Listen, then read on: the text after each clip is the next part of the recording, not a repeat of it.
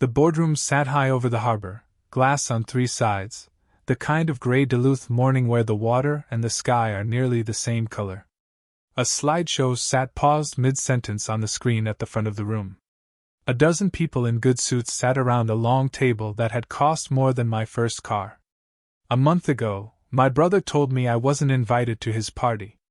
Today, I was about to show him exactly what he'd actually invited. I stood near the door in my one good wool coat, watching my brother reach for a pen at the head of that table. 12 people were in that room. I only had eyes for one of them. In my coat pocket, I turned over a small brass key between two fingers, the way I have most days since I was 12 years old. I've carried this thing in one pocket or another for over 50 years. It's never once opened the wrong thing. But let me back up. A month ago, none of this had a name yet. I just knew my brother had stopped answering when I called. Welcome to my channel. Get settled, because this one is going to take you somewhere. Drop a comment and let me know where you're watching from. Hit that like button and make sure you're subscribed. Trust me, you're going to love it here. My name is Margaret Lindqvist. Most people just call me Peggy.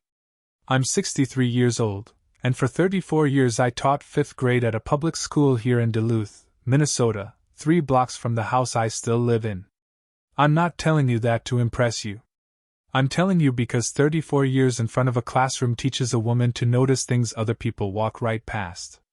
I can spot a made-up excuse at 40 paces. I can tell when somebody's rewritten a story to make themselves the hero of it. The district gave me a plaque once, at my retirement party, that said I was dedicated to excellence in education. Nobody's ever given me a plaque for people. I've had to work that part out on my own, same as everybody else. Every Wednesday, all summer, I still tutor 2 neighborhood kids for free, the way I have for years. No fanfare, no announcement. I quietly cover the property taxes on the community garden plot my students planted 20 years ago, whether the city remembers to bill anybody or not.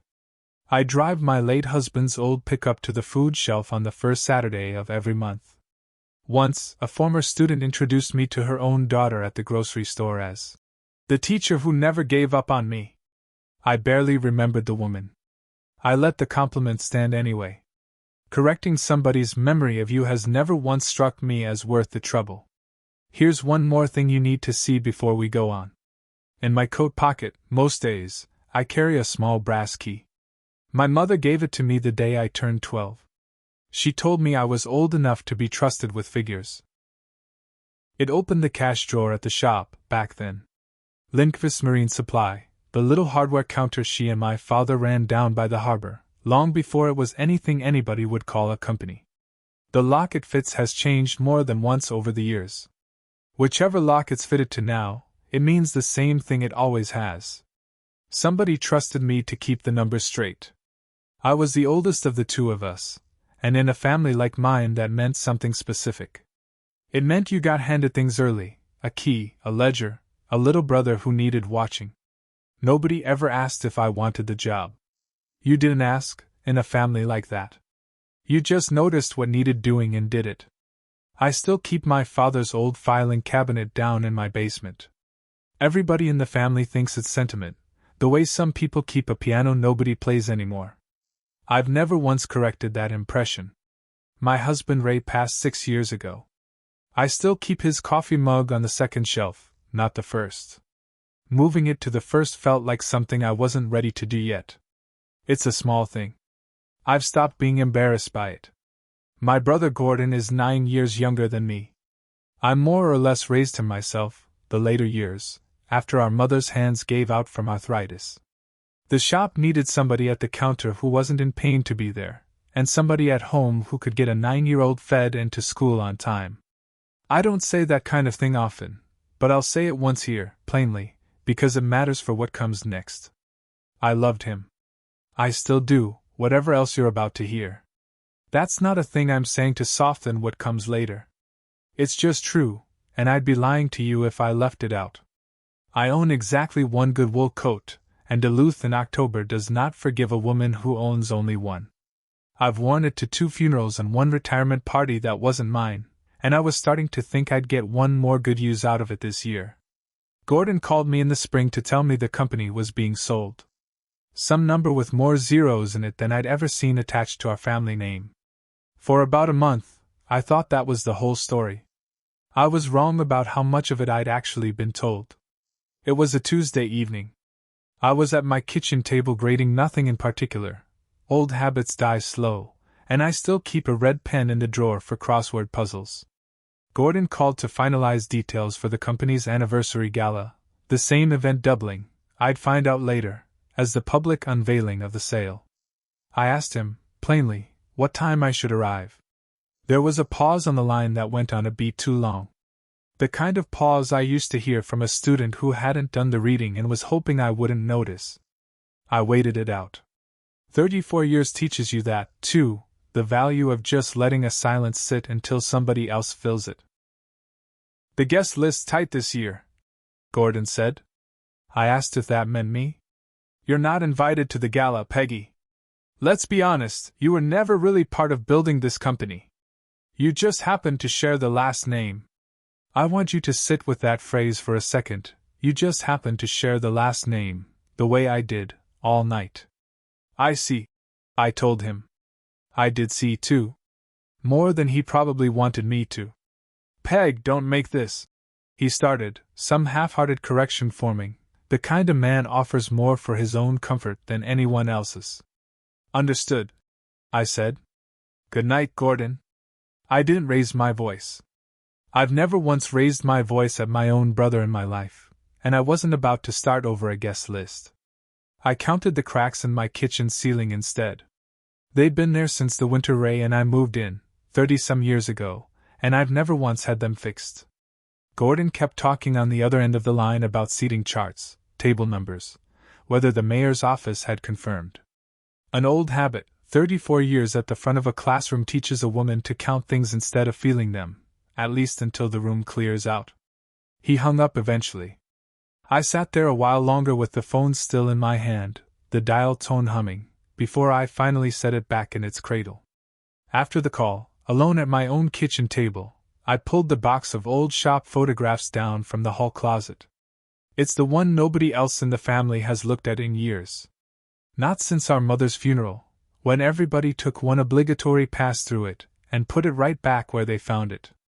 I hadn't planned to open it that night. My hands just went there on their own, the way they do sometimes when a person needs something solid to hold. I found our mother behind the counter in half of them, an apron over her good dress, a pencil tucked behind one ear. I found our father in the other half, always half a step behind her, always looking at whatever she was pointing at. There's one photograph I keep coming back to. It was taken the summer the shop expanded into the building next door. She's got a ledger open on the counter, and he's got his hand on her shoulder. Neither one of them is looking at the camera at all. I found myself in exactly one photograph in that whole box. 12 years old, standing behind the counter in a dress 2 sizes too big, that same brass key already on a string around my neck. My mother must have taken it herself. Nobody else in that family ever thought to point a camera at me. I spent 34 years teaching children that a story only works if you get the facts right. You can dress a bad answer up all you like. It's still a bad answer underneath. Sitting at that table, I understood I wasn't looking at one bad phone call. I was looking at 30 years of a story getting quietly rewritten, one omission at a time. And I was the only one left who still had the receipts. I sat with that thought a long while, the photographs spread out in front of me, the house quiet the way it's been quiet for 6 years now. I didn't call Gordon back that night. I didn't call anybody. I've never once made a decision worth keeping by rushing toward it, and I wasn't about to start over a phrase about a guest list. I put the photographs back in order before I went to bed, the way I'd want them found if anyone ever went looking again. Then I put the box on the kitchen table instead of back in the closet. It stayed there for 3 days, right where I'd see it every time I poured my coffee. Going through those same photographs the next evening, with more attention than I'd usually give an old shoebox, I found an envelope I'd nearly forgotten. An investor deck Gordon had mailed me months earlier.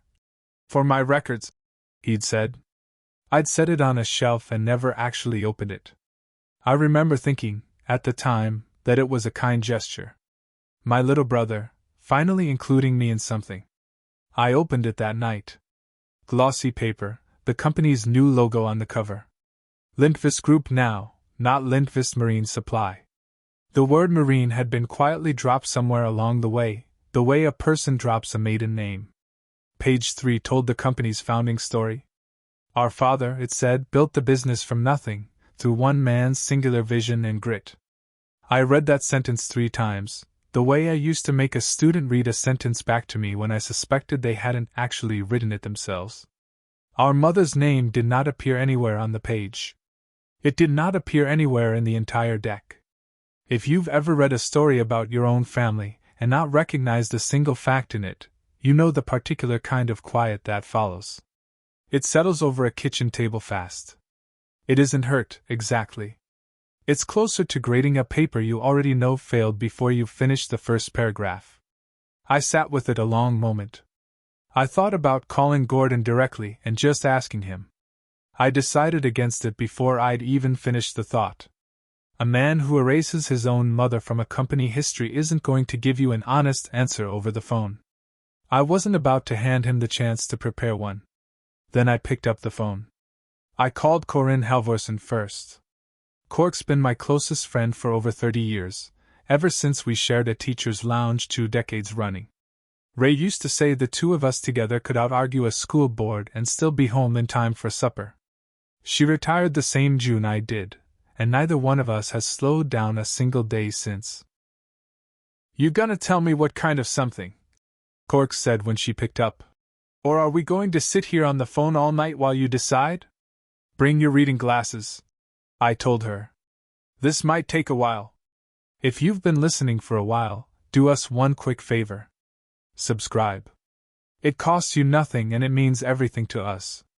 Hit the like button while you're at it, and drop your thoughts in the comments."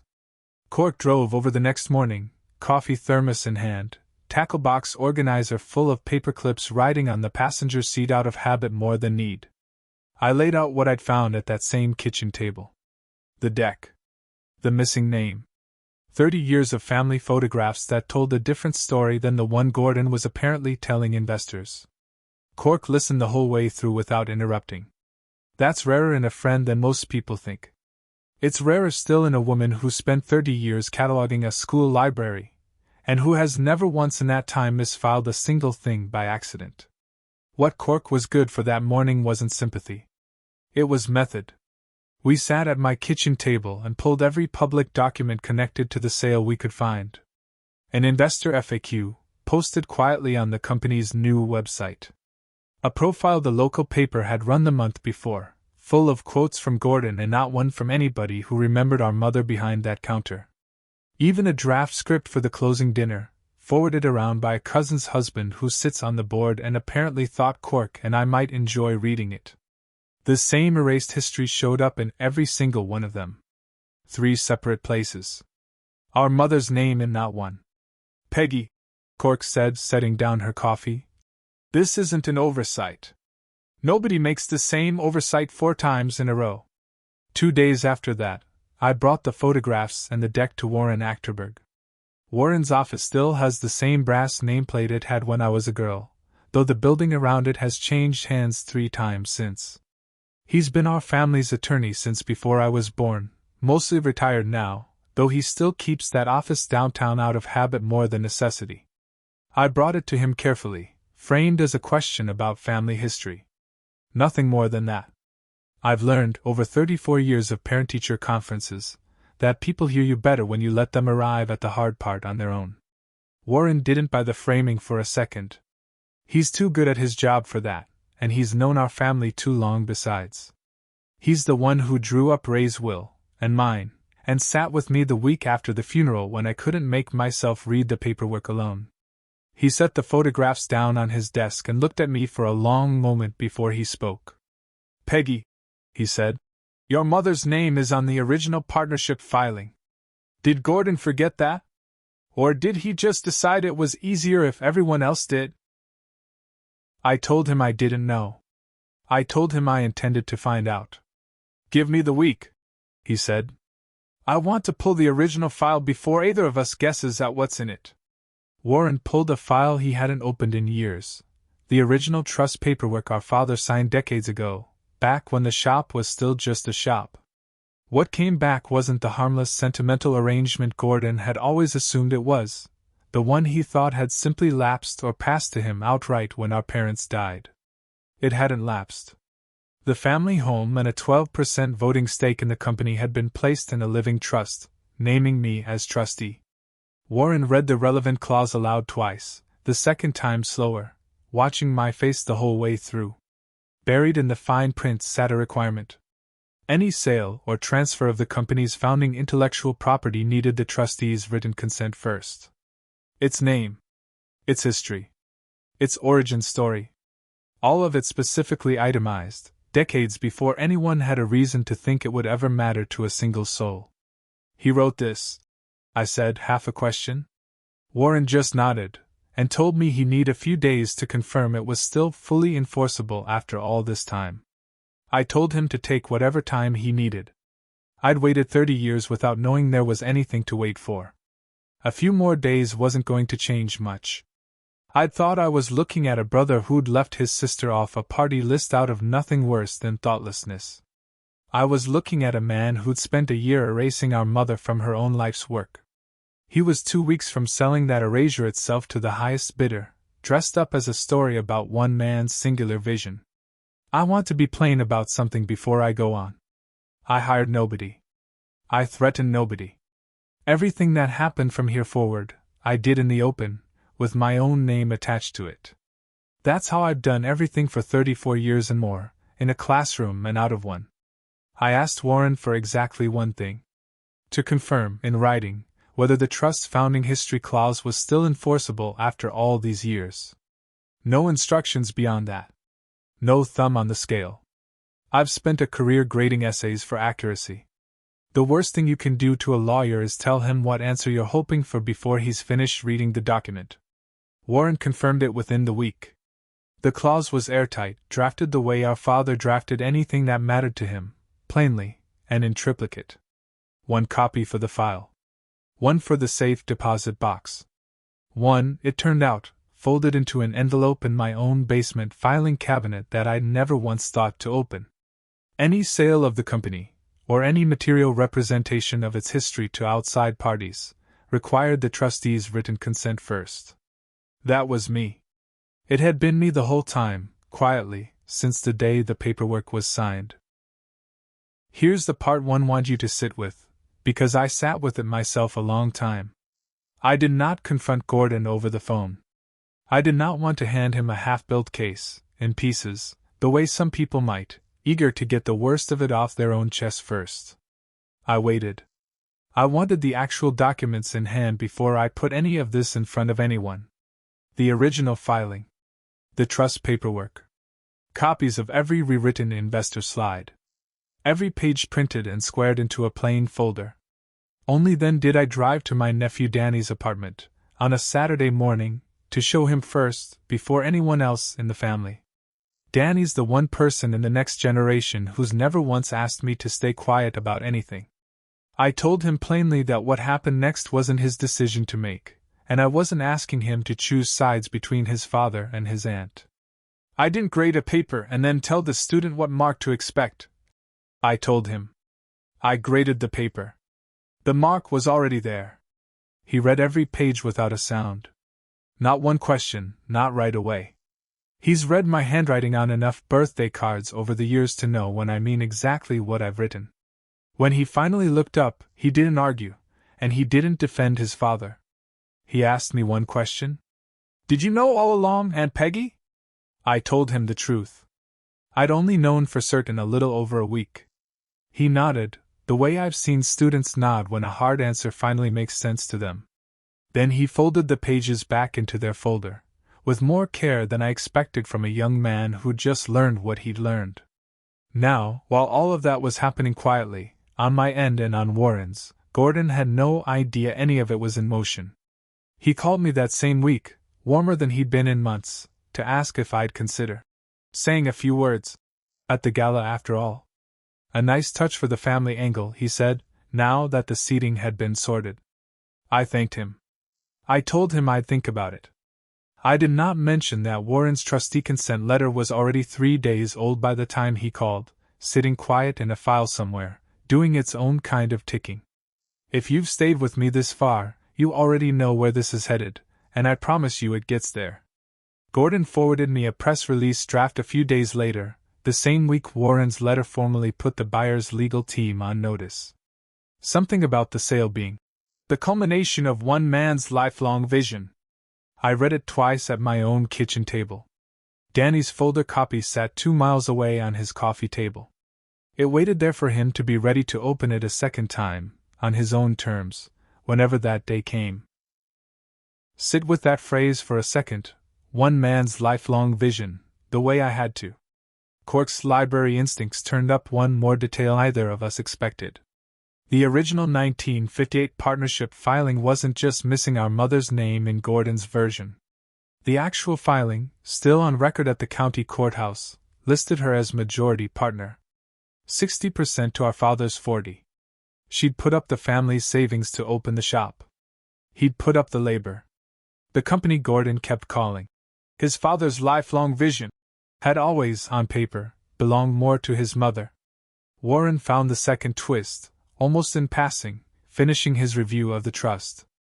The founding history clause hadn't been generic boilerplate protection. Our father had added it himself, by hand, in the margin of the draft, the same month our mother's arthritis first kept her from working the counter. He'd written it to protect her name specifically, decades before anyone had a reason to think it would ever need protecting. 2 named instruments. Too many twists. Not one raised voice from me through any of it. That's not restraint for its own sake, and it never has been. It's just how you get the grading right, whether the subject is arithmetic or family. I've watched plenty of students try to talk their way past the wrong answer over the years. Charm, volume, sheer persistence, none of it ever once changed what the arithmetic actually said. The quiet ones, the ones who just went back and checked their work without making a production of it, were always the ones who got somewhere in the end. I've tried to live the rest of my life the same way, long after I stopped standing in front of a classroom to prove it. The clock, from there, was 3 weeks. The boardroom signing sat on the calendar like a date circled in somebody else's handwriting, closing in a little more each morning. I woke up and didn't say anything. Danny told me, quietly, one evening on the phone, that he'd decided what he wanted to do about all of it. He asked me not to say a word to his father yet. He wanted to choose the moment himself, on his own terms, in front of the people who'd earned the right to watch him choose it. I agreed without hesitation. It was never mine to take from him. So I did what I do best. I showed up exactly as invited, to every remaining family call over those 3 weeks. I said almost nothing at any of them. I meant every word of the nothing I said. I kept the key in my coat pocket the whole time, turning it over now and then. Another woman might have thrown out a set of keys she hadn't used in years. I never once considered it. The boardroom, 3 weeks later, glass on 3 sides, the harbor outside the same steady gray it had been all month. 12 people around that long table. The buyer's lead negotiator and 2 of her lawyers on one side. 4 Lindqvist Marine Supply board members on the other. Danny near the head of the table, close to his father. Warren seated quietly near the door in his good gray suit, a slim folder of his own resting on his knee. I hadn't been formally invited to this one either, as it happened. I'd come anyway, at Warren's suggestion, as a courtesy observer with a legitimate trustee interest in the proceedings. Nobody in that room had thought to object. I doubt any of them had ever heard the word trustee attached to my name before that morning. I stood near the door, my coat still on, the key turning once in my pocket. Gordon stood at the head of the table, the closing slide already up on the screen behind him. $86 million, it read, and one man's lifelong vision realized. He looked well. Rested, pressed, the kind of confident that comes from rehearsing the same speech so many times it stops feeling like a performance to you. He reached for the signing pen with the practiced ease of a man who'd rehearsed emotion in a mirror more than once. Danny spoke first, before his father's hand ever closed around the pen. He didn't raise his voice. He asked, evenly, whether the deck behind his father had been updated yet to reflect the corrected company history. Gordon looked at his son the way a man looks at a word he doesn't recognize in his own native language. Corrected how? He asked. His voice was still doing the performance. His face had already stopped. The founding story, Dad, Danny said. Grandma's part of it. Gordon's hand stopped an inch above the pen. The lead negotiator's phone buzzed on the table in front of her at almost that exact moment. Warren's formal notice had just landed in her inbox. I want to be honest with you about that timing, because it matters. I didn't arrange it. I couldn't have, even if I'd wanted to. It landed exactly when it landed because that's how fast outside counsel moves once a trustee consent letter reaches a deal room 3 weeks before closing, and not 1 hour faster. She looked down at her phone. Then up at Gordon. Then back down again, the way a person checks a number twice, hoping the second look contradicts the first. Danny slid a folder across the table to his father. The original 1958 filing was inside it, our mother's name in her own handwriting, the ink gone soft brown with age. He asked him, gently, to just look at it. Gordon opened it. He didn't say anything for a moment. I watched him find the same line I'd found at my own kitchen table 3 weeks earlier, 60% to Ingrid Lindqvist, 40% to Elias Lindqvist. I watched it land on him the way it had landed on me. Except he had a room full of witnesses, and I'd only had a shoebox. Gordon's face did something I'd only seen once before, on a student caught mid-excuse who'd finally run out of places to put the blame. First his eyes went to the folder. Then to Danny. Then, last of all, to me, standing by the door in my one good coat. That's when I watched the understanding finally land on him, the kind that arrives all at once, decades too late to do a person any good. Nobody at that table said a word for what felt like a very long time, though I'm sure it wasn't more than 10 or 15 seconds by the clock. 100 conversations happen in a silence like that, none of them out loud. I watched one of the buyer's lawyers reach for her own copy of the filing before anyone had asked her to. I watched a board member I barely knew study the ceiling tiles like they'd become the single most interesting thing in the room. I stepped forward from the door only long enough to say 3 things. I said them quietly. I didn't raise my voice for any of them, because I've never needed to raise my voice to be heard by the people who actually matter in a room. She kept the books too, I said. It's the family trade, I said. Lovely slideshow, Gordon, I said. No gloating in any of it. No volume. 3 plain sentences, delivered the way I'd hand back a graded paper. Flat. Factual. Final. Gordon didn't say anything back. I hadn't expected him to. A man doesn't usually find the right words for a room like that on the first try, and I wasn't in any hurry to give him a second one. Danny and I left the boardroom together. Behind us, the negotiators' lawyers were already reaching for their own copies of the filing. The harbor outside the glass wall was exactly as gray as it had been when we walked in. Warren caught my eye on the way out and gave me the smallest nod I've ever seen a man give. It was enough. If you've made it this far in the story, you already know this was never really about a guest list. It never was. Here's how it actually shook out, in the days and weeks after that boardroom.